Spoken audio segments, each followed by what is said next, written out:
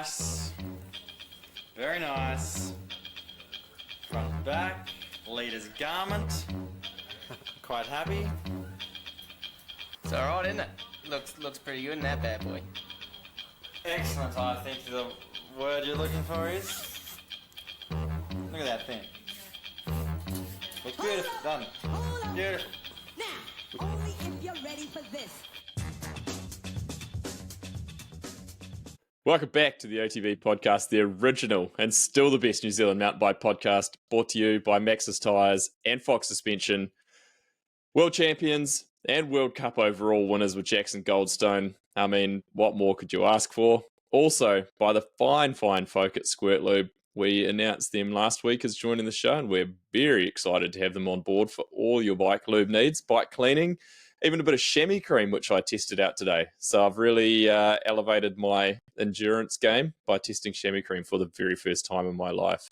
I'm sure you'll all want an in-depth review on that. But before we get too far into it, we've got the usual band back together. Everyone's here. I'll start in my top. Chris Vanderkult, welcome back, mate. Good to be here. Where did you test the chamois cream, KB? Just in the regular places, or did you just in the regular? Okay. I was advised by Lester just external, so I just used external areas. So you didn't pop any in your coffee or anything, or just on this toast? No, haven't tried it on toast. Lester, you're back. I'm back. Yeah, great to be back again. Yeah, I've been. I can't remember why I missed the last one. I think it was family things going on. I think it was heat adaptation training. That was what I'd heard. Oh, it's too late for that now. Shit. You were on the trainer in the rain. It did cross my mind, but no, I'm blowing it. And Red Dog, he's here. You're always here. You're reliable. You're like the Toyota of the podcast. You're always here. You're always reliable. I am the Toyota of the podcast, eh? I'm always here. I always start. You like might actually be like can't be killed. Yeah, you might be like the Toyota Hilux of my friends even. You're always reliable. You always text back. That's I'd right. agree with that to a degree, KB. Sometimes it takes a while. I'd say he's the Toyota high ace of my friend group. Yeah, the kind that the has been 2.4 used, diesel. Yeah, but the kind that's been used as a vegetable delivery van for the last sort of 30 years. Smells of half-rotting cabbage. Was the Previa a Toyota model? Because that's probably more Red Dog. The one I owned was in a steamer, and there was a Toyota model. The steamer. That's right. Yeah. R.I.P. Are you actually Tongan? We could do a whole podcast on Red Dog's vans. Well, we did kick around a shirt idea this week that to highlight the vehicles of the national series. Yeah, Like the Danger Bus. Danger Bus would have to be on this. Great Kiwi Unfortunately, downhill the vehicles. 4 people who know those times are on this podcast. Yeah, that's true. That's true. Yeah. We might be going too niche. And most people can't relate because I tell you, judging by the type of vehicles that the downhill dads and mums are driving around Nelson last week, whenever it was, the secondary schools. Yeah. There's a lot more brand new Ford Everests and Rangers and a few Land Rover Discoveries. Not like the old one like mine, like new ones. No. You were heavily exposed to the new world of mountain bike racing last week with the secondary schools on here. And I've just realised as well, KB, you've always said that when you go to the downhill races these days, you just kind of hang out with the dads and chat to them. I've started to think you're just looking for investment. You just chatted to high net worth. Yeah, looking for right. podcast investment. That's right. So if there's any downhill Do I mums have and an dads out there that opportunity? want to throw a few investment dollars our way, can't guarantee any returns, but we could mention their we could mention their kids on the podcast. Might help. That's right. Any of those aforementioned car companies. Yesterday. Absolutely. I'm going to start my first item on my podcast thoughts notes this week is Sammy Maxwell. What an absolute legend. Hero. First ever World Cup overall title in mountain biking for a Kiwi. And she just, what a season. Like 6 was her worst result. She's just been incredible. She's on the podium all but one round, is that right? I think that's All but right. one race, yeah. I think the Including 6th was world her champ. worst result. And Fucking hell. yeah. Did it with Yeah, it's style. unreal. Crazy. I think when She Cover coming maybe. across the line was kind of, to me, just kind of summed up Sammy. Like, she gave some high fives as she was coming to the line, and then she just cruised across the line. There was no big fanfare, no arms in the air or look at me or whatever. And then it was basically just all about one, like acknowledging kind of what she'd been through with the stress of it all and blah, blah, blah, but also just her team and, you know, trusting those around her and all that. And it was very, very obvious at the finish there how much value she puts into her team that she's in. It was pretty awesome. She's so genuine, Great which Kiwi. is what I love about her. Like, there's absolutely no fronting with her. Like, she says what she thinks. She lets it rip. Like, there's no hiding behind anything. Did you guys say there was a clip? I think it was the UCI put it up after the second last round. She's on the ground, absolutely tapped. Like, looks like she can't really stand. And there's a little girl in the keyhole that yells her name. And Sammy drags herself up off the ground to go and like give this girl a big hug and stuff. It's like, fucking hell, that's how it's done. That's class. There was another video where she got on the microphone after she crossed the line with like the live announcer, and I think that was the girl she was looking for. She was like shouting out her name, "Where's such and such?" And I'm pretty sure that was who it was. And she found her and like gave her bracelets or whatever that she had on when she was racing. And That's awesome. yeah. Do you think Sammy would come on as the patron saint of the podcast? I'd probably have to talk to her management about that. I think she's got too big for us now. I doubt it. I bet she wouldn't say that. No. She'll be in probably hot just have to demand. get in the line a little bit, I think. Yeah, exactly. Fantastic role model, though, eh? Like, you couldn't be more proud for someone like her to win, really.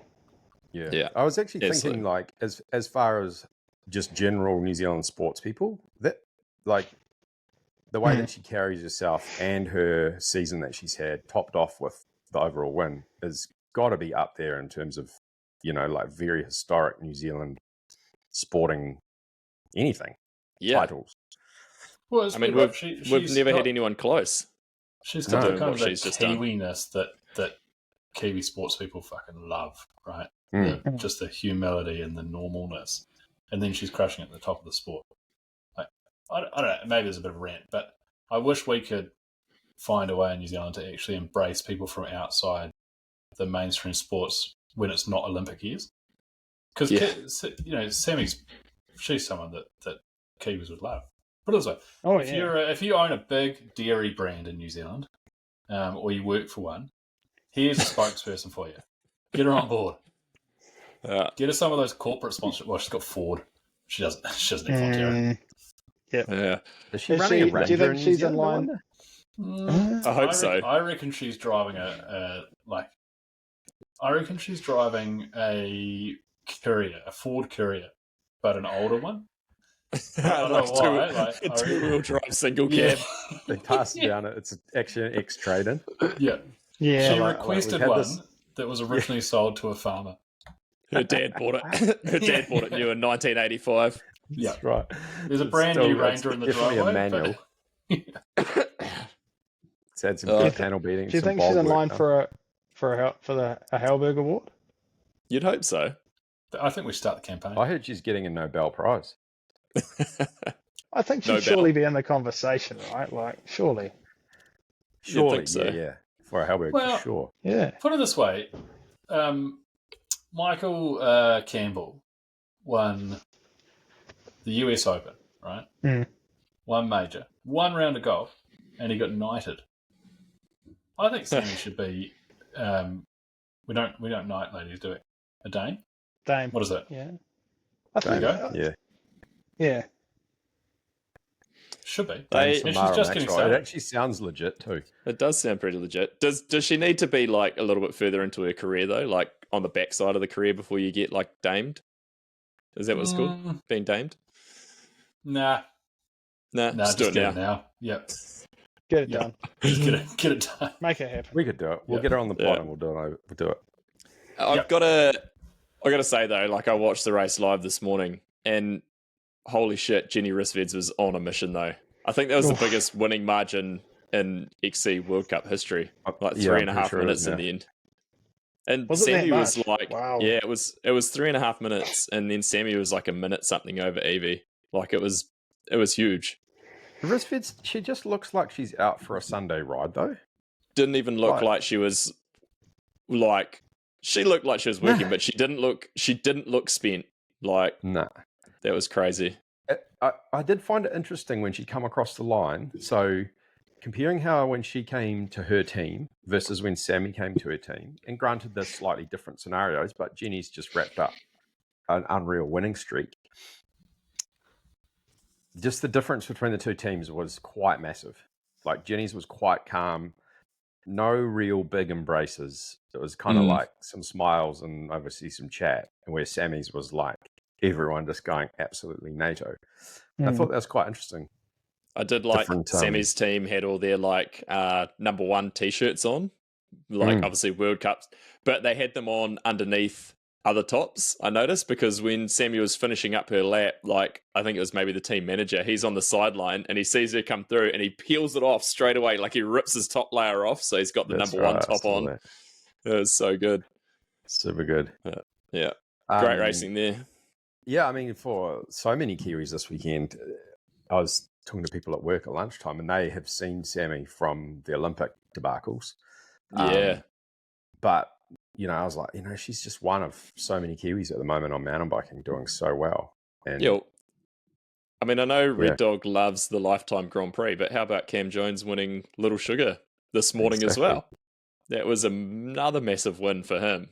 So that was, he's really becoming one of the major players. And I think, like, KB and I were messaging this morning, and the top 3 are within 1 point of each other. Yeah. And 4th is a 1 point back from there. So definitely that top 4 is still all to play for in this next round. Yeah, they got one round left, so that'll Are we talking gravel racing now? Yeah, what is the lifetime? It was actually mountain bike today. It was 100k yesterday. Mountain bike Yeah, today why was there drop bars bike. on some of their mountain bikes? I don't get it. What's not going on this one? There wasn't. No, there's no drop bars this weekend. There was a lot of people smashing wheels and slicing tyres. You're a big brevet guy. You love it. So well in mountain biking that you can't even keep track of the number of different disciplines that we're doing well. Where do you guys find the time to watch so much mountain biking? I've got to get it out there. I just don't have the time. About the only thing we're missing is we've got Sam Gaze, but I was going to say the only thing we're missing is like a strong male XC racer, but sorry, you're talking about from the podcast or in general? Well, we definitely are missing a lot of strong males and a lot of other things from the podcast. No one on this podcast is up for a strong male on the podcast. No one's even close. I was talking about XC racing for New Zealand, but how did Gaze finish up this weekend? I didn't even see his name a couple of times and the results when I scanned through, but yeah, it's been a bit up and down.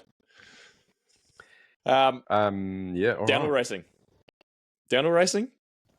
How comes downhill racing? Sure. Should we just start on the elite men's, because that brought all the drama. That was that was the weirdest race to watch, and just Bruni's not in the start gate. I've never seen anything like it. Fuck, that's another like historical sporting moment. I think the premiere, like the absolute peak of the sport, and one of the main protagonists is just a no-show, and they managed to keep it quiet. Yeah, I did love the confusion that even the commentary team are just like, he's having a baby pretty soon, so maybe something's happened. I'm like, well, it'd probably be faster to ride your bike down the hill than to go back to the gondola if that was the case. But I would. It's too risky, Kerry. He was in the start box, wasn't he? No, he said in that interview afterwards that he was at the start hut. He was. I think he was at the start hut, but he didn't go in to the gondola. Oh right, yeah. There's only that salty old dog who was like, "Nah, show's over, folks." Yeah, they pulled the wand out. Yeah, they dismantled it. The confusion on Jackson's face of just standing there, like I felt terrible for Jackson. It was a real letdown to what was such an epic climax to the season. Like everything was falling into place. Like Bruni had to get a top 3, which there's a very good chance he was going to do. Jackson lays down an absolute insane run. And you're like, last man down the hill is going to be the person who seals the fate of the season, and then he's not there. You're just like, what the fuck's going on? I felt bad for Jackson. Like he looked crushed because he must have been waiting for like a fight, right? Waiting to see what would happen. And then he's like, "What? That's it?" He looked so deflated. And then I think it must have been made worse by the fact that people were speculating that Loic had just pulled pin and didn't want to race, which obviously was not the case. But yeah, there was a lot of shit comments on social media about that. People like saying, "Why did he even show up there? Like that was bullshit that he even went to the top and blah blah blah." And I'm like, man, the guy did everything in his power to try. Like he got up there. If something, even if Jackson had got a fourth in his run, or was third, I guarantee you Loic would have started. But the fact that Jackson went into first, he knew it was over at that point. Like he wasn't going to do a top 3 run with how he was feeling, and also, he looked pretty beaten up. Loic's got to be one of the most professional guys out in the game. There's 100%. no way he'd be pulling some bullshit, No. And the way that they played that, though, like, I think that deserves a lot of respect, that they managed to, like, keep a lid on it, keep it quiet until there was a decision essentially made for them. Yeah. And then, like, that's professional sport. They played it at, that's a high level kind of They pushed situation. Jackson to the edge. Well, yeah, and in saying that, Jackson delivered, didn't he? Like, yeah. Well, I think Jackson did he what? Jackson, I think, was probably partly confused because he pretty much looked like he was willing to die for that. Like through the rocks, he was willing to die. It was ridiculous. And so I guess when you put it all on the line, and then the guy isn't there, you're like, I risked all of that. Yeah. For him not to The show. speed that Jackson rode through those rocks was just mental. Nothing. It looked like, I mean, you've ridden that, Red Dog. Those things are like the biggest square edge curbs you'll ever see. Yeah, all pointing And at you. he didn't even look like there was any square edges on them. He jumped a whole lot. He bounced through them like in 3 jumps. But like some of the gaps and backsides and stuff that he found, no one else was anywhere close. How was that one that he pre-jumped into in the open and nosed in? He must have been going God. so fast. yeah, that was savage.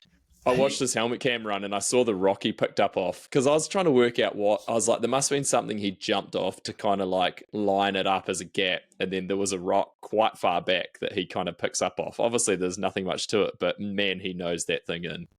He That's looks crazy. like when he's on a run like that, he looks like he's going so fast that he's finding lines that he's not seen before. Because he's just going sneaking so up on quick. them. Yeah, like You can only do them at that speed. yeah. And I bet that's happening some of the time. How was that next section down after the rocks, and they kind of went out in the open, and then they jumped in to that section. Tripled in.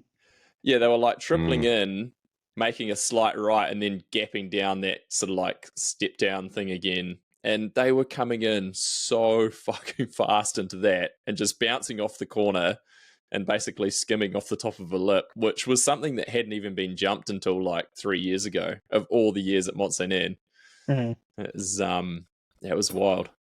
There's guys that have been there before. The Stevie Smith drop. And that wasn't there in our day. Nah. Yeah. I suppose Not in my day, That's- son. They wouldn't have That's had a those construction later- techniques back then, would they? No, that's a later edition. Mm. It used to just have a series of corners underneath the lift. It's like Leicester went there before there was a chairlift. We were riding runs there. But you they only did got the one hill run, so climb. you had to push the whole way up the hill. It's Just right. We just raced a the hill fire climb road. and the downhill on the same bike. Yeah. Oh, no, that was Okay. within secondary schools I'm thinking of. Hill climb, and downhill. I Yeah. bet no one does that anymore. Does the No trifecta. way. No way. Do you know what though?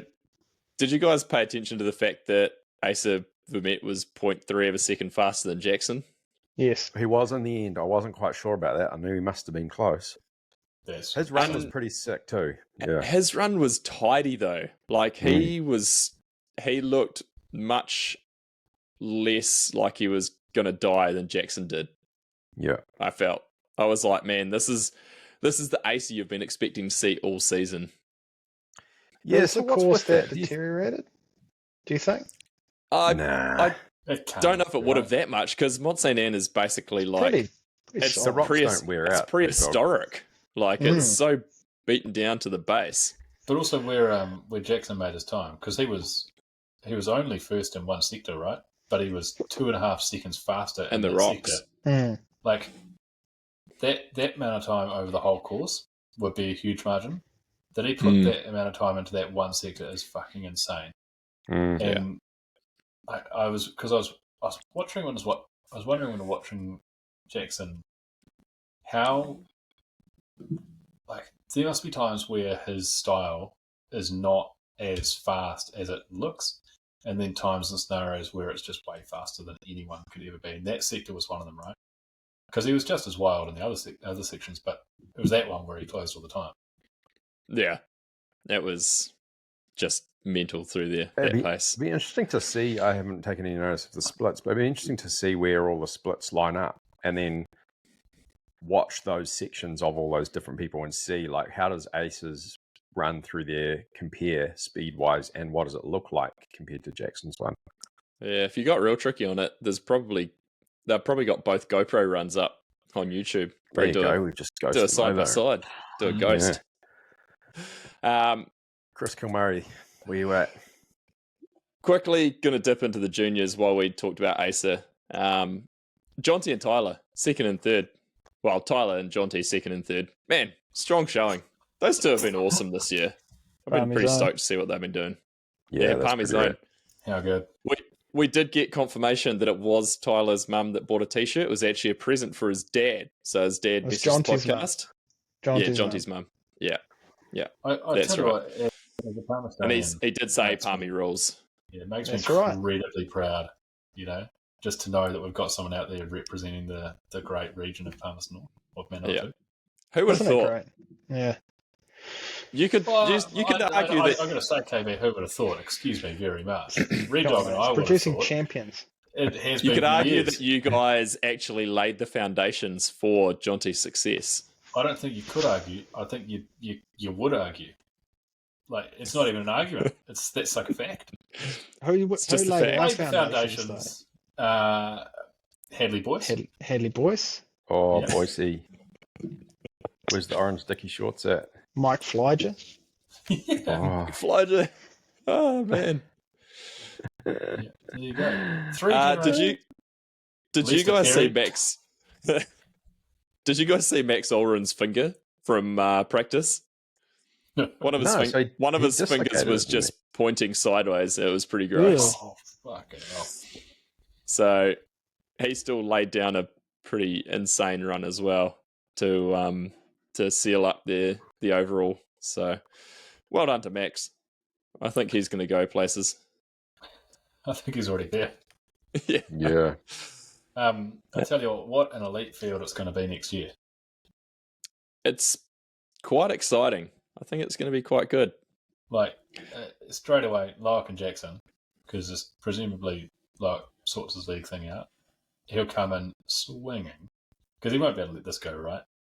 So you got that straight away, and then you've got, is it Max or Till? Max is the older one. Max is the faster one, I think.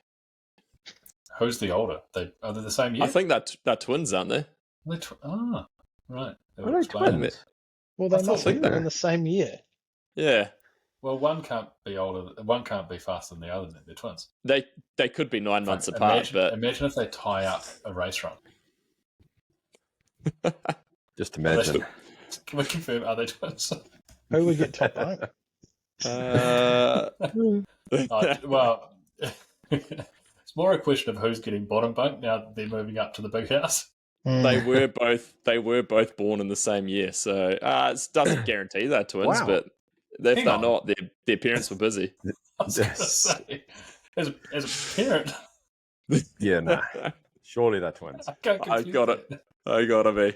I find it quite funny how one of them's like got a reasonable grasp on English and the other one doesn't really. Is it Max who doesn't until does? Nah, Max is better. Till's Yeah, The best is when Win interviews Till and he has no idea what Win's talking about. absolutely.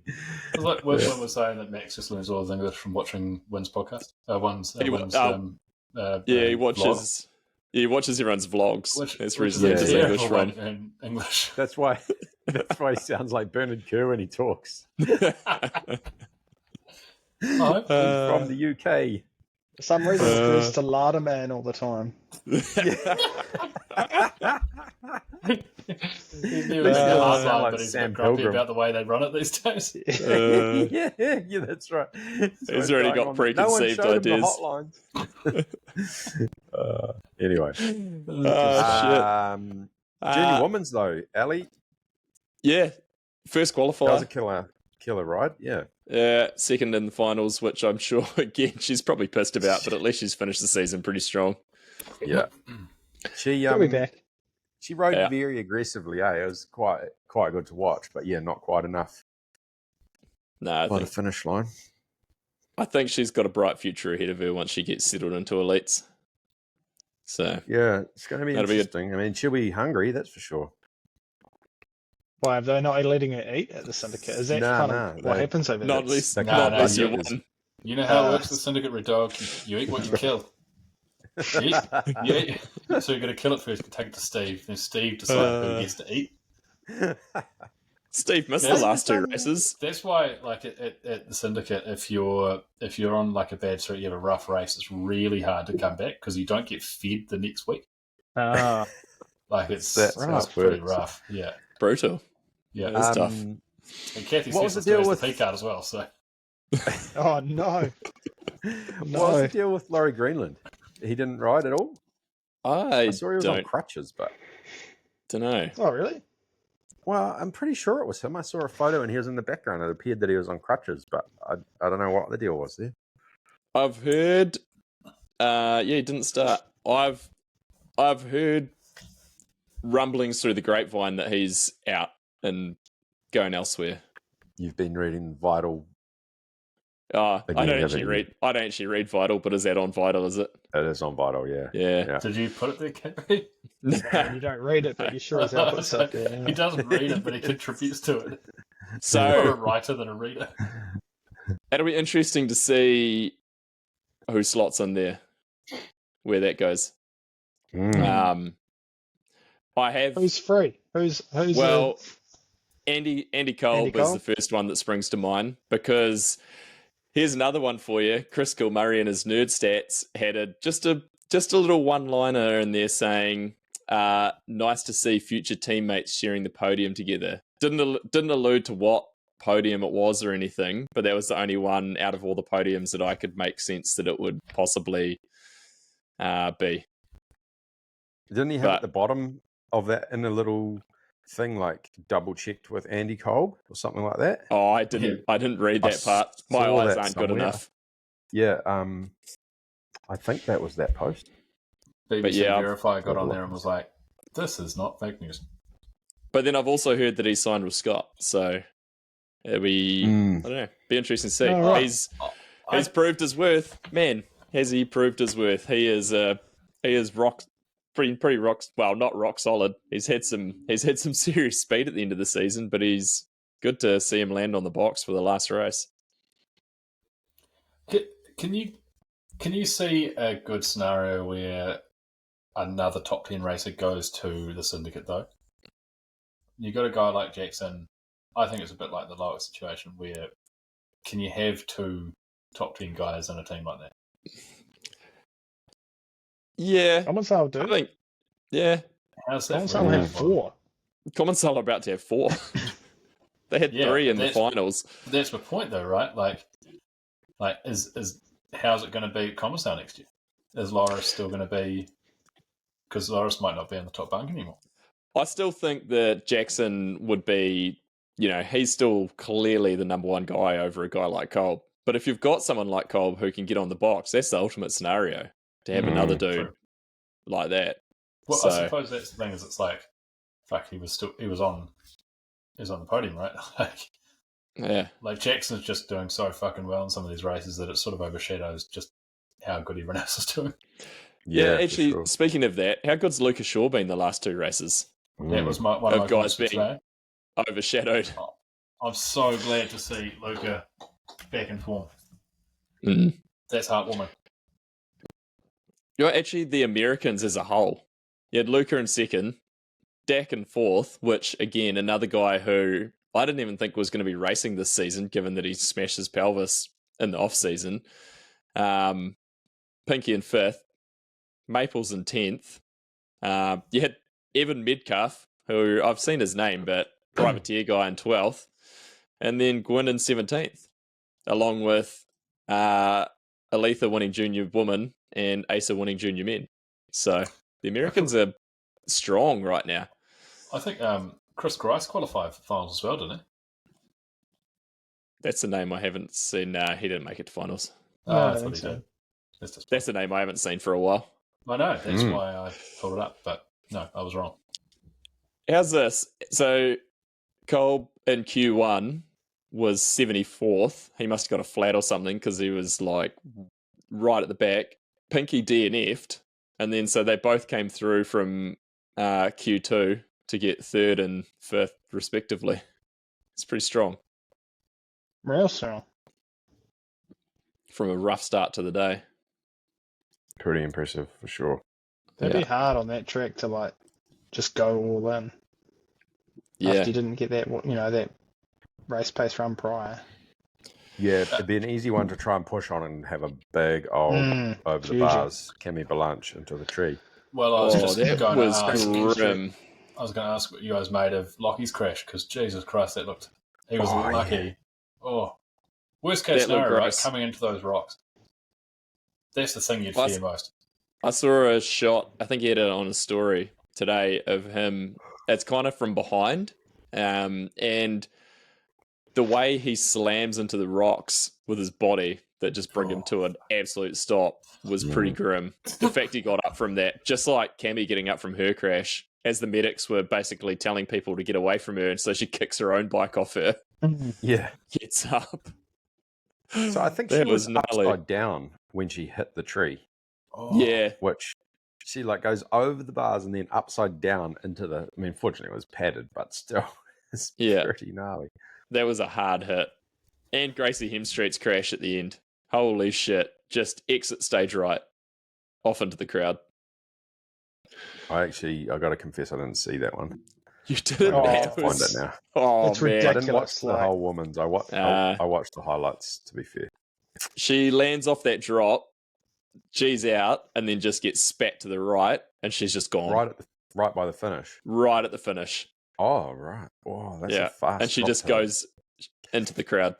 Just disappears. Did she slide? Like, did the front go on the takeoff or something? I feel like it must have slightly washed on her or something. She looked like she went deep off it. I don't know whether she slid or just went too deep.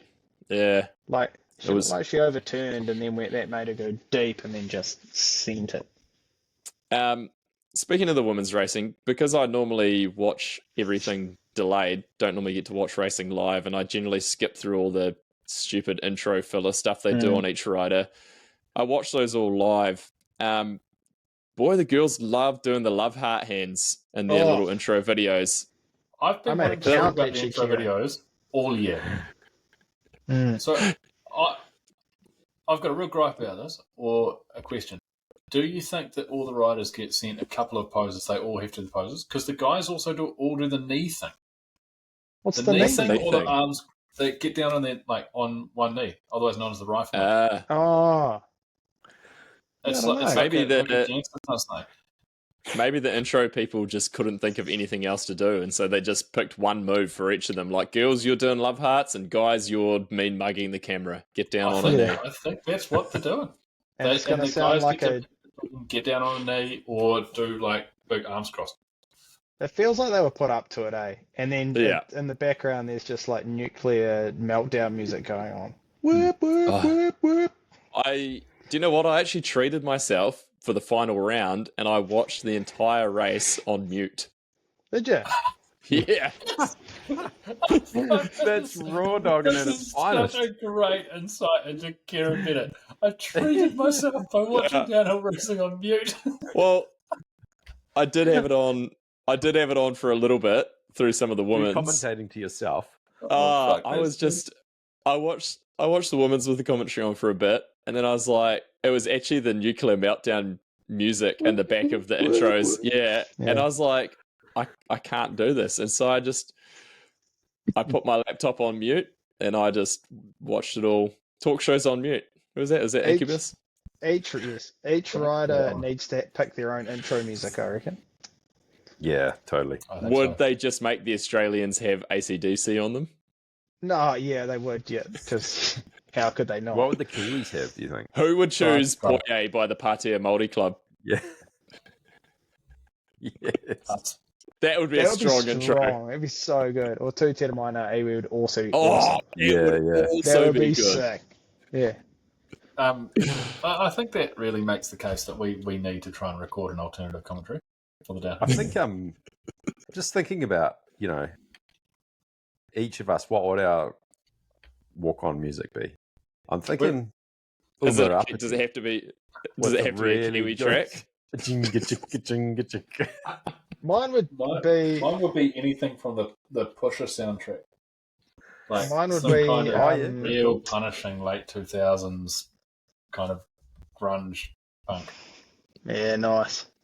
Mine would be Scribe, obviously. Not many. James Rooney. Oh, yeah. That would be good. Strong. Red Dot, KB, come on. I don't know. I've been trying to think, but I reckon it'd want to be something classic, like from the Dudes or something. Some real classic Kiwi rock. I can't think of anything really good at the moment. So mine's just come to mind. Harness Racing. Yes. Who was that by? That band. Actually, you know what? Yeah, it wasn't Pusher, I would just get Ox to record me a bespoke walk-on song. Yeah. Oh. About you. Now we're talking. Yeah. Yeah. That would be exceptional. Your walk-on song would just be the sound of the hot rod just peeling one out. Just doing a burnout. Yeah. When's our Rockstar collab kit coming out? We should do one. I should do a reckon trail just jersey. pirate one, Lisa. Just throw a Rockstar logo on and see what happens. Just see how Ox comes from. Just how Ox will see proceeds somewhere. Yeah. I think we should end this part of the conversation. I've got some female elite notes that I would like to bring up for the agenda. Very, very strong ride again from Sasha Ernest. Another great result. Hopefully she stays at Trek. No, I think we can all collectively second it and pass it. Great. We've already got that in the minutes. Is she supposed to stay at Trek? I think her contract is up this year, from what I gather. So I think it's contract time. From what I gather. Does the podcast think that staying at Trek would actually be a good thing?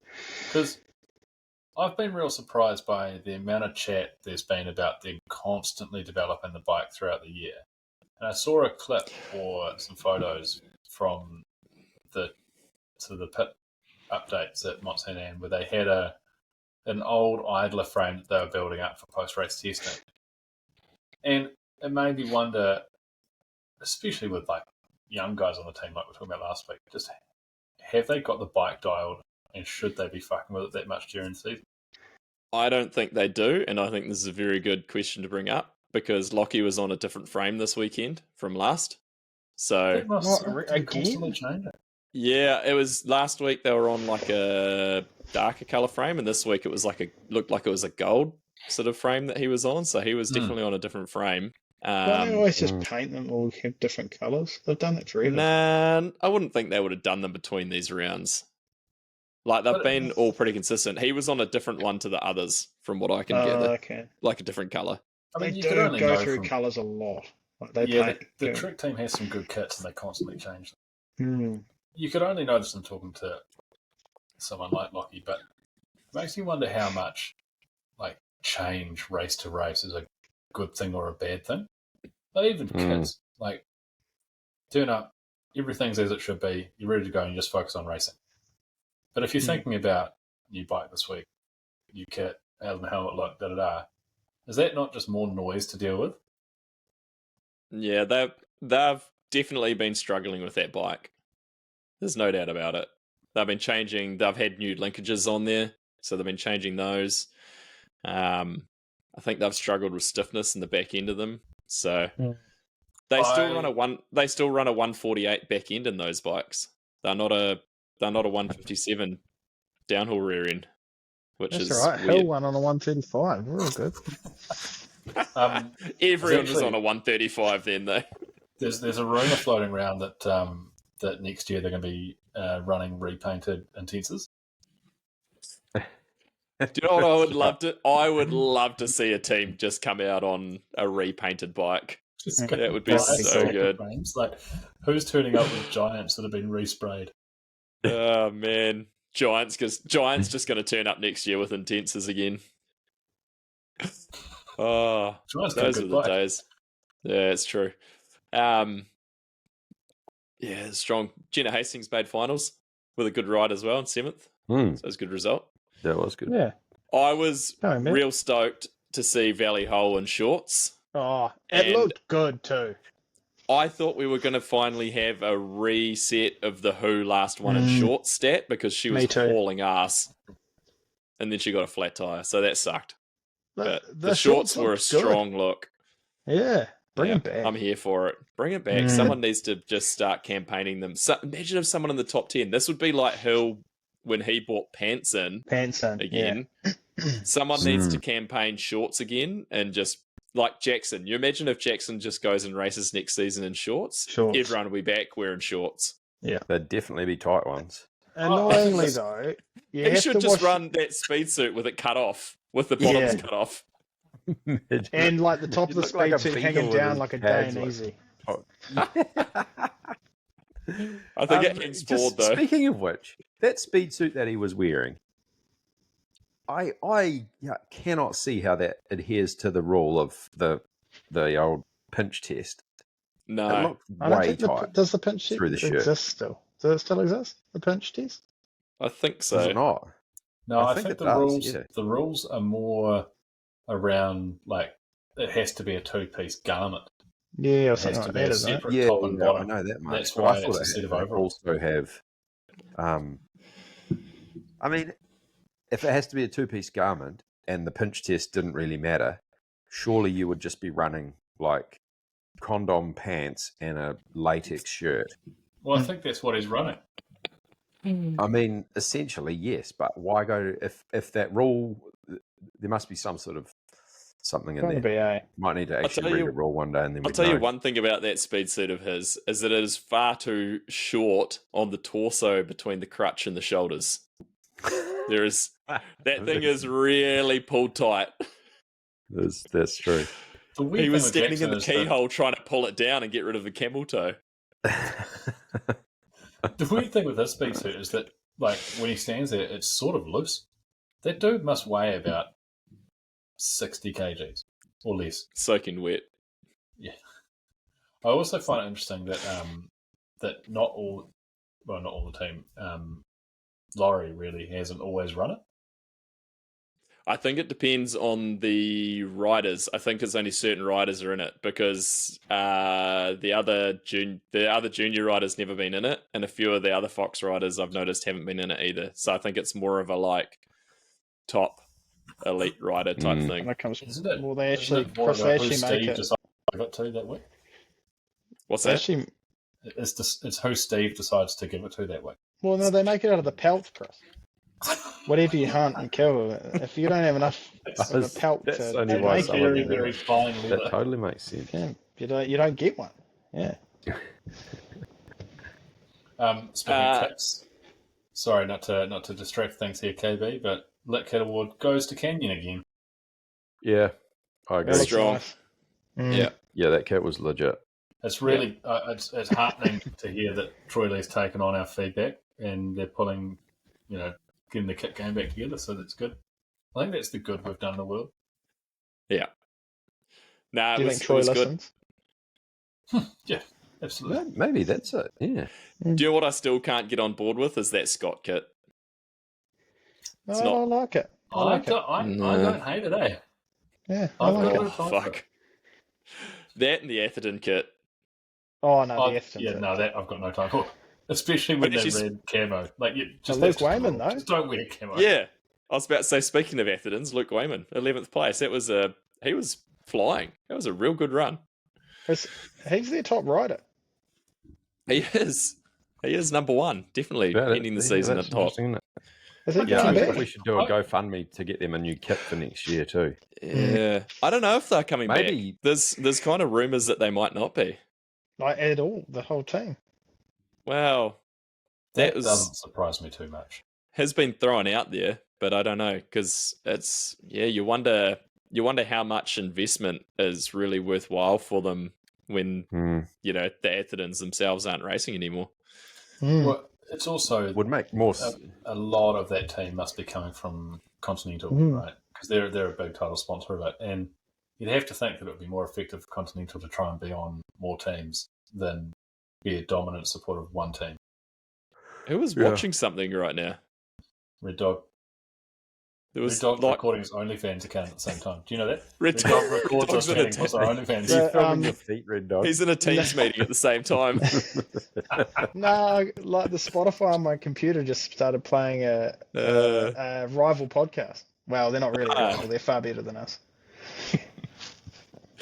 Randomly. Never. Red Dog. They can't be from New Zealand because we are the original and still Oh, the best. it's not a mountain bike podcast. Ah, okay. Well, it's not a rival then. Oh, is it the I- Donna Harvey one with Hey, KB we're all on it? going for the. Well, KB's got one coming out with him this week, doesn't it? Should we change this to That's mountain right. bikers only?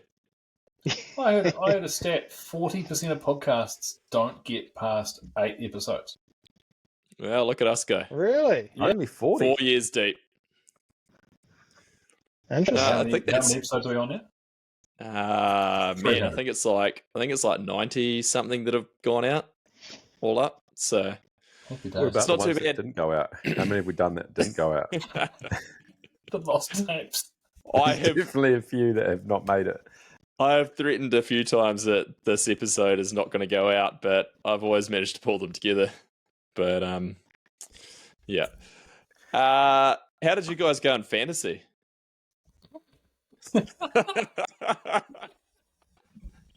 Pretty good, I think. Yeah. My commitment for next year is to do fantasy downhill properly. I hope so. You know, I don't think I've ever managed it. I'm so fucking bad at it. I don't know why I ever bothered doing it, but I feel like I should because it's an OTB fantasy league, which actually had nearly 200 people playing, which I was pretty impressed with. That's Here's good. my problem Get with into fantasy that. is if you can't trade riders in the real world mid-season, shouldn't have it in fantasy. Set your team up at the beginning of the season, and if you get an injury, then you can pull someone off the bench, but they have to not worry to be on a factory team. Like you can go and grab someone who's You can not pull a captain. privateer up. Yeah, Yes. exactly. That seems complex. Give me a fantasy league that has privateers in it. But the people that did do well, Carl Brandt took the overall by 1 point. So good on you, Carl. He's actually a local Nelson Mountain Bike Club committee member, so I'm going to have to drop him off a T-shirt at the committee meeting tomorrow night. Oh, good. Carl, Is there- if you're listening, Nice. which I can only assume you are, get in touch, mate, and we'll have a yarn about just setting up a bit of a deal for you to run my team next year. That'd be good. Yes, let me know what your rates are. I'm looking for a team manager, so just let I us like know. your style, Chris. Just Yeah. contract and delegate. Everyone's got a price. Any other World Cup thoughts? You guys got anything else you want to bring up? Any other agenda items to bring up on the World Cup while we're at it? I think, I'd just like to say that what a good season it's actually been. I feel like it was has- a good season. Lots been of things 10 going on inside it. Very good races. Well, Yeah. Yep. 10 races was good, I reckon. How Lots of storylines. Midsummer break was good. How good would it be if we waited a couple of months now, and then the whole World Cup circus just descended on Queenstown for a big money race that was the season opener? Yeah. How fucking great would that be? And we got to see all the new elite riders racing head to head with like the rest of the elite field. Well, did you listen to the podcast I did with Eddie? We spitballed this idea. So that's the one I haven't gone back and listened to. I've got I had a baby. So the idea that I've had, and Coronet Peak would be the ultimate place for it, is you do like F1 qualifying style. So it's just top 10 shootout. Yeah, you've got an hour to go punch out laps, and then the top 10 move through from that, and then they go down to the top 5, and then in the end, you've just got Ronan Dunn and Jackson Goldstone riding out of their absolute minds down Coronet Peak to win. Yeah, no, That'd be epic. Talked about this. I'm a huge fan of that model. I'd like to see it happen. Coronet Peak would be the ultimate. It's a pretty low risk hill. You can see a lot of track. The turnaround time is incredibly fast on the chairlift, so you could just punch out laps. But so here's the kicker, right? So it's invitational, but the day before race day, this is also what we talked about. Qualifier, right? Yep. So anyone can have a crack at it. So you get the Queenstown locals who can ride that track real fast and will literally risk their lives for $100. Yeah. And do you know who will go through?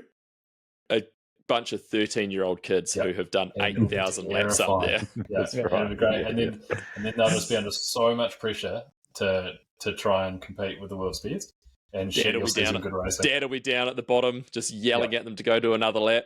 Yeah, exactly. This is deciding whether or not we go to Europe, kid. Yeah, that could be good. If only there was like some sort of really rich billionaire who lived in Queenstown who had heaps of money. Who was there's loads of them. More than one. I think Lester's pointing towards. Do you think so, Chris? Yeah.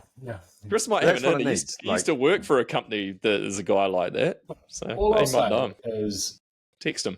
It's well established that Roger has contributed a massive amount to mountain biking in New Zealand. But what I would say is that he's had some not misinformation. I think he's been misguided in where he's placed his investment because he's put into the free ride scene in Queenstown, which is there's no weight in it, right? Like, get behind downhill racing. Kiwis are dominating.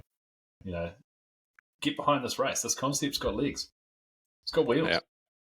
Trademark. I think so. No one better steal this because I've got audio proof of where the idea came from. That's it. So, cut me in. Where else can we get some money from? Cut me some cash. If we sell enough OTB shirts, we'll donate some money into the prize pool. We might be able to put up like $80, maybe. Probably a 6-pack. I'll tell you what though, like we've got a direct line to all the World Cup mechanics, and you wait till they get talking about this. They'll be there. Do you reckon maybe we could get them to all pool their resources to build a bike, and we could sell the bike, $1 reserve on Trade Me, and all that money goes into the prize pool. There you go. But I think we're getting there now. One category would have at this event is crowdfunding as a mechanics category, because I'd like to know when the mechanics go head to head, who's fastest. It would be really interesting to know who the fastest mechanic is on the World Cup circuit. Because this is a question I would have loved to ask Jake, is like, which of the mechanics on the World Cup circuit actually can test their riders' bikes for them effectively? And how far off are we from seeing teams with test riders? I think there is some about. I think a lot of the factory teams have test riders, but they're not necessarily but they're like designers part of the team. They're part of the like factory brand. Factory, yeah. They're part of the brand. Kieran, not Kieran Bennett, the other Santa Cruz Kieran. McKinnon. Yeah. The better one. Oh, yeah. No, I'm kind of more talking about I would never say that. Race engineer type tester. Did Kieran McKinnon get 13th at Val d'Isole? I don't think so. That was a long time ago. That was nearly 20 years ago, Red Dog. I need to let it go. Well, let's put that Kieran head to head with this Kieran. See how we get on. Bring him to Kaka. Bring him to Kaka. Show me what you got. There you go. Kaka. I actually had No a question buses for you, allowed up there, David. though. We can't run a race on there because we're not allowed to use the buses to get people up there. So Oh, shout out no, I've to got a the solution. local, I got a solution. the local forestry business on that. You can You use trucks with sort of a solid rear door, Yes. and you stack the bikes in there with sort of people Like the between them and type some you would, carpet, like and the then type someone you'd just normally locks you in. use for furniture. Yeah, that sort of furniture truck. removal Yeah. truck. Yeah. It's No 30 one needs to degrees. know that Sometimes you there's leave the people back doors inside open, and all the Yeah. air and the dust comes back in. Yeah. And That's good for like temperature management. Not so good for like someone falling out of the back. How about the time on Fringe Hill when Cam Cole, Weasel, and I forget who else was sitting on the back of a tail lifter with the tail lifter down, just sitting on the back with their legs dangling, and the tail lifter failed and dropped Yes. them all to the ground. Yes. Yep. That's what I'm talking about. Oh, Good times. Yeah, Yeah. that was downhill. See, let's How's just that sit here also and the go, year that- but do you remember when there was a Unimog taking people to the top of a track? that's what I was 'Cause that about happened. to say. Yeah. And it was Carcahill. it was going up so steep that you could basically. I remember JK Yeah. but more or less hanging out of it. It was Yeah. no. That was fire lots of break time. they were going up was Oh. absolutely unnecessary for them to go up, but they were just flexing that they were in a Unimog Oh, and could yeah. drive Oh, up that was there. sick. And if you haven't been in a Unimog, it's all sideways seating, so everyone at the back of it was just everyone getting crushed. Oh, it Yeah. sucks. We were Yeah. just like hanging on. It was crazy. Yeah, you're literally almost hanging off the back of it.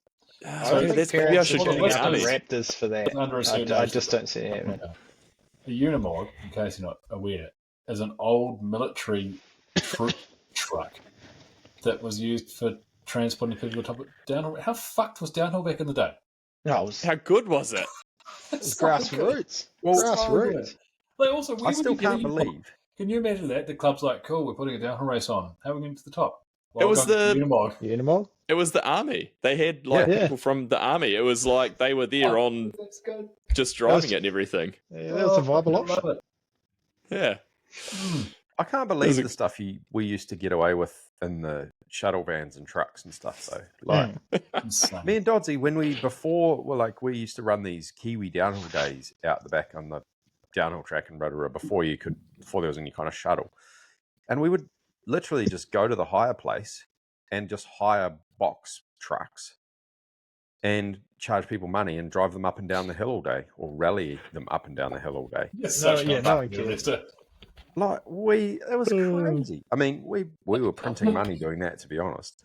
But the hire guy was stoked. He was just frothing that we were there running these shuttle days in his trucks. My favourite one was Rotorua, where it was a flatbed, like big flatbed trucks with no sides. And everyone would stack their bikes on. You get cardboard boxes to keep your bikes separate. But then there'd be nowhere really to stand. So maybe everyone would stand around the bikes, but then there's nothing behind you. There's nothing to hold on to. And so you're holding on to bikes and other That are people. moving. And like sometimes you'd be I holding do on to someone remember on that. the other side of the truck so that you didn't fall off backwards. Imagine that these days. That would get shut down in 2 seconds. That's quite a long shuttle ride as well. It was pretty rough. It wasn't uncommon to be at a shuttle or race or shuttle day, and there would be like at least one vehicle. You're like, oh, that one sucks because it's real uncomfortable or it's real hot, and you'd always be stoked when you actually got a proper seat. Like We had one of the dads in Nelson that would drive all the time, and his name was Richie, and we just actually ended up nicknaming him Richie McRae because he was the fastest shuttle driver out. There was. So good. I remember. Fucking hell. I think I was staying at Juzzo's place, and I wasn't racing, but I ended up driving for some reason, and it was muddy as, and we were like taking this 4-wheel drive track to the start of the downhill course, and there was only 4-wheel drives and utes that were getting up this thing.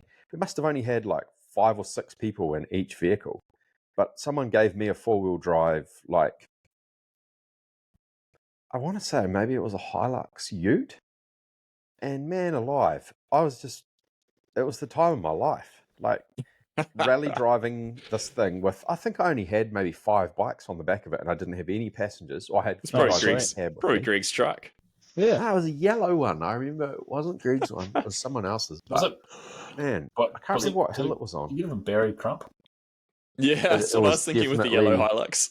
It was very This sounds as Trump-esque. well like it would have been one of those downhill tracks that it wasn't really in a bike park or anything, and there was no road to the top, so people would scratch on a farm road or something. So there's a track in Wellington. Remember Terrawiddy? Terrawiddy was up where the wind farm is in Wellington behind Makata now, and it was on a farm. There was no road, and so you'd use farm vehicles to get to the top of the downhill track.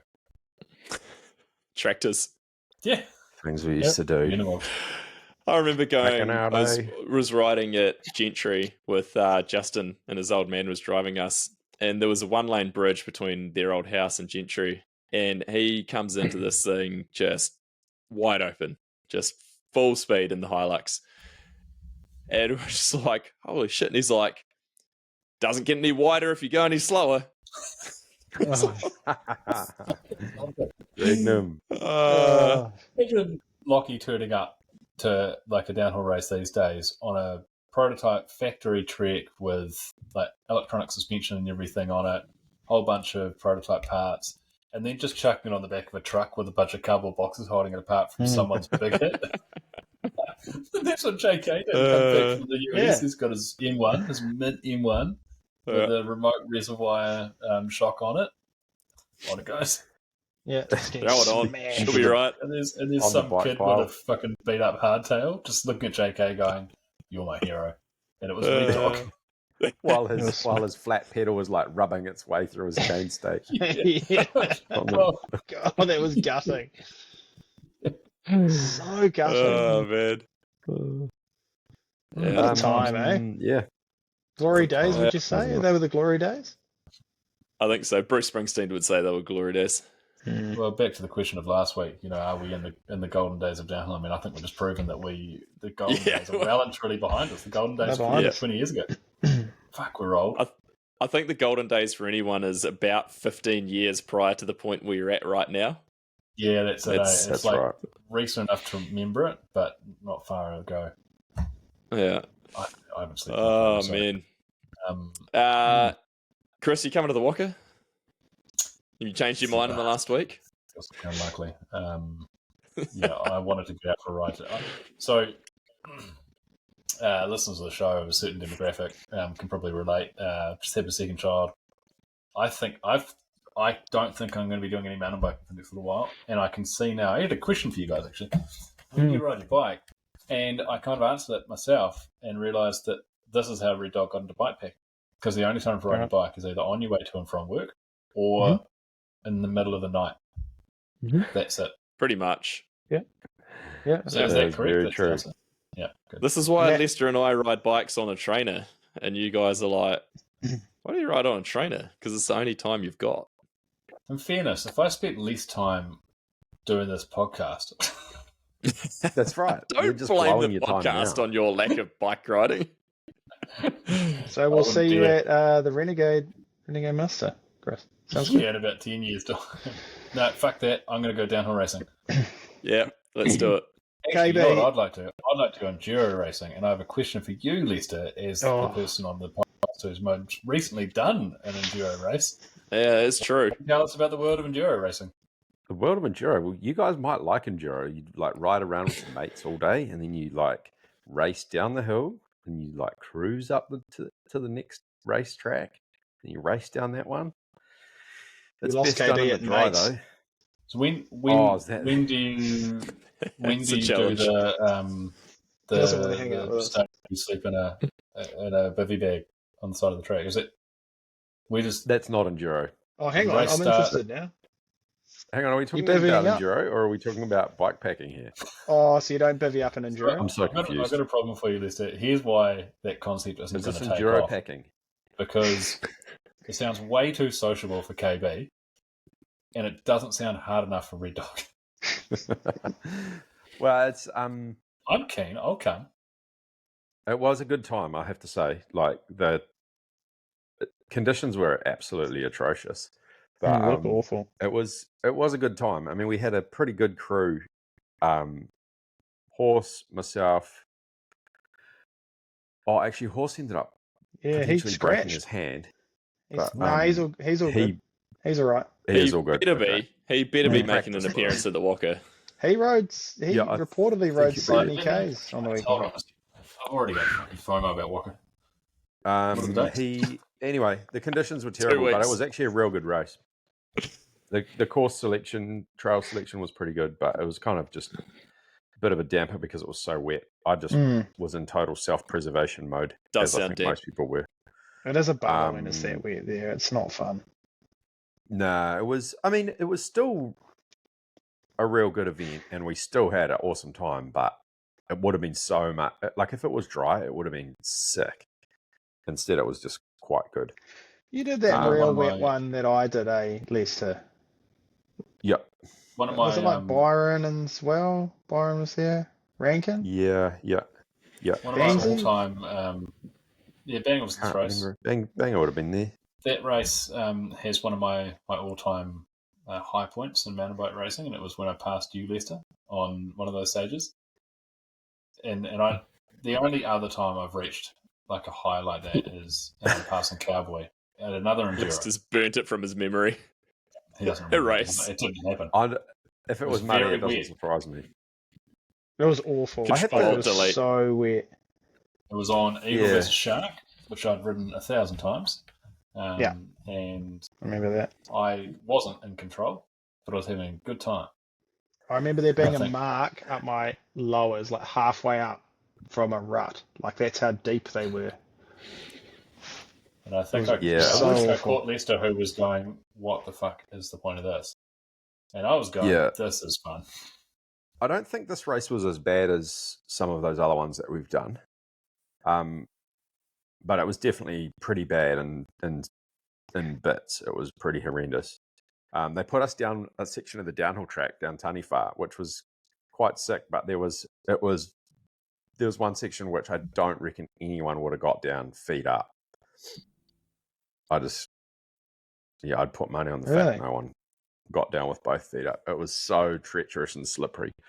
Everybody was bailing off on it. Wow. But no, it was sick. It was good.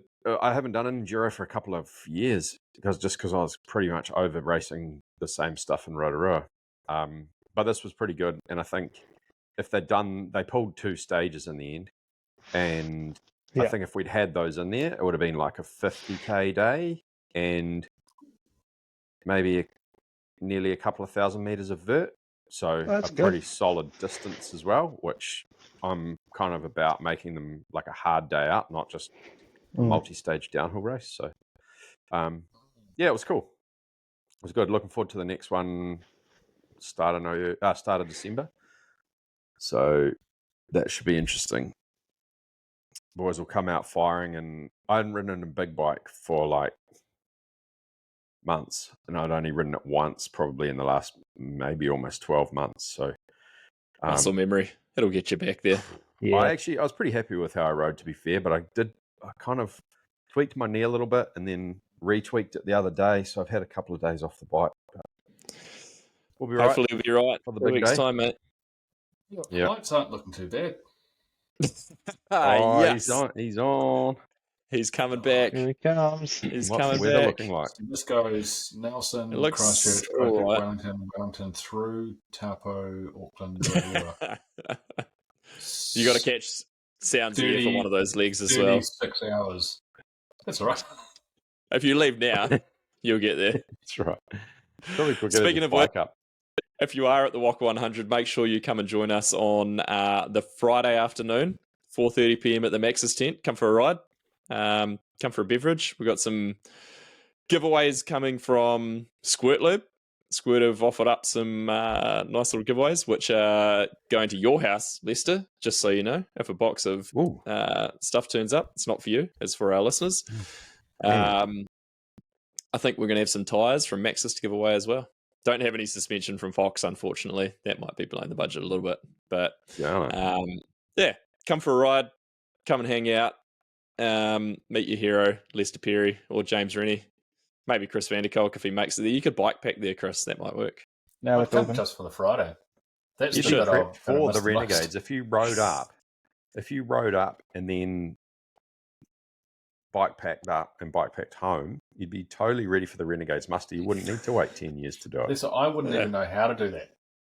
I wouldn't get to the start line. The logistical side of it's just daunting. That's true. You have enough problem getting organised to just go riding one time, let alone multiple days. Oh, back look, to back. I'm gonna defend myself here. I actually did go for a ride on the weekend. I went for a really, really nice XC ride in the mud, and it was a lot of fun. And I thought to myself, you know what? I would love to be doing this with my friend Kieran Bennett, but then I remembered he doesn't do social mountain biking. I was in and Auckland. we can't get our calendars aligned. Yeah. That's pretty sad that you guys live like not far from each other, really, and you just Life's can't see busy. each other. Life's busy, man. There's four There's four far kids. from each other. Find anything on your doorstep this evening, Kevin? Yeah, you clearly don't look at your phone on WhatsApp. As with multiple, you've had multiple messages to you. I was this evening until 10 minutes before tonight. I did find some tasty State of Play beers. Thanks, Chris. I thought I heard someone walking quietly out my driveway, and I was like, "That was weird. Surely not." And so it was a bit of a test run to see whether or not I could get into the spa. I was going to say. Go on, Chris. Come over the side fence. Come over the side fence. Is that what you tell the neighbours? Yeah. Hop over the fence. I haven't tested the water in a couple of weeks, so you're taking your skin into your own hands if you do hop in there at the moment. I don't know what's been growing in there. So I'm not going to your spa and take my skin in my own hands, mate. Please don't. Don't be going in there before the walker, KB. You might. I've heard about things might end up with on something that the chamois cream can't even help with. Tell Katie not to get in there. She might end up pregnant. Boring, isn't it? Oh, too much. That's enough. No, actually, just a correction. KB and I have been riding a bit together a few times this year, and it's been lovely. It's been good. We've done a couple of times, maybe 3. Yeah, I've done an XC race with Kieran, we were both at it. We were both in the same race. He finished before me. We went for a run. Did we? One run. Yeah, we did a while ago, last summer. When you first moved down. Yeah, and then Red Dog, get this. Red Dog's come to visit once this year to do a bike packing trip. And the second time he's scheduled to come to visit this year, he's come for a running event. I need to schedule that, actually. I hope you do. His pencil. Do you know what, Chris and I have had more sushi lunches than bike rides. Yeah, it's been winter. Sounds it's like been a good winter. time, though. We call those meetings, though. We get some good topics. You know, we really get down deep in some.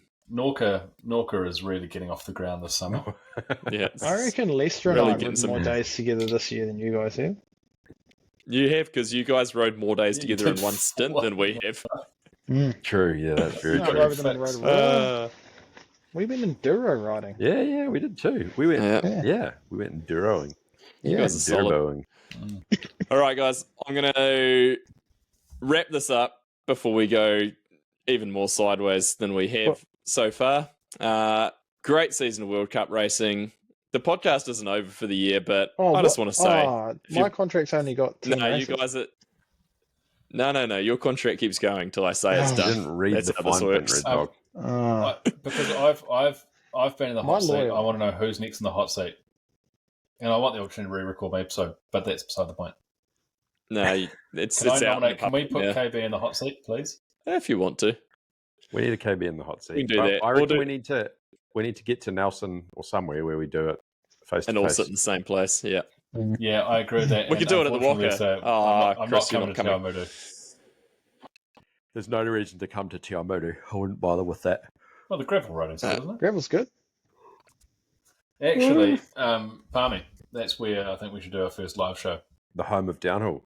Yeah, we can do it in the hot seat with John T, Palmy's own. That's it. We'll go to the stock car. There you go.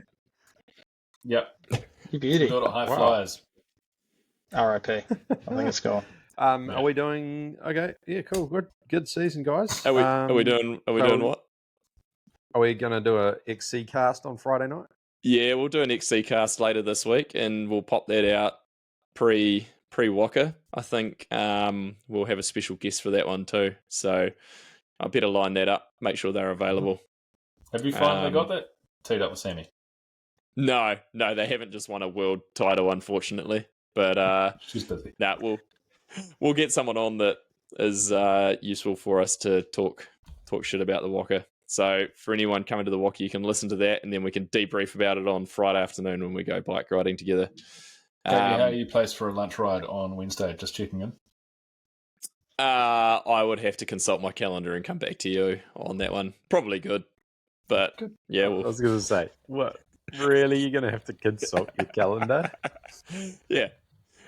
Yeah. This Net guy. service. The calendar needs to consult his training calendar. Who are listening as well. He's consulting his training calendar to make sure that, is it a recovery day, zone We're 2? We're into a taper phase threshold. now. So yeah, it might be some threshold fits that you've got to do in there. You guys will like this. I think the last time I went for a ride with KB, I was on a trail bike and he rolled by on his XC bike. He'd already been out and done 2 or 3 laps, and he just kind of came and picked me up for the last lap. I was like, this is embarrassing. That was a social ride. I went riding with 2 other people that day, so I do social rides in different sessions. Sometimes, yeah. Okay. No, it wasn't. No, because we had Adam with us that day. Gavin went riding with his other podcast hosts. All right, boys. Looking fork in it. Thanks again, Fox Suspension, Maxxis Tyres, Squirt Lubes, legends keeping us rolling. I was going to say keeping us alive. That's probably a bit dramatic. Keeping the podcast going, though. Thanks a bunch to them. Thanks to you guys. That is Lester, Chris, and Red Dog. And also thanks to you guys. That is the listeners. We appreciate you guys. And it's been pretty cool to see how much it's actually grown this year. We've reached a new audience, I think, boys, which is exciting to see. So long may it last. Those poor people. Yeah. We'll see you next week.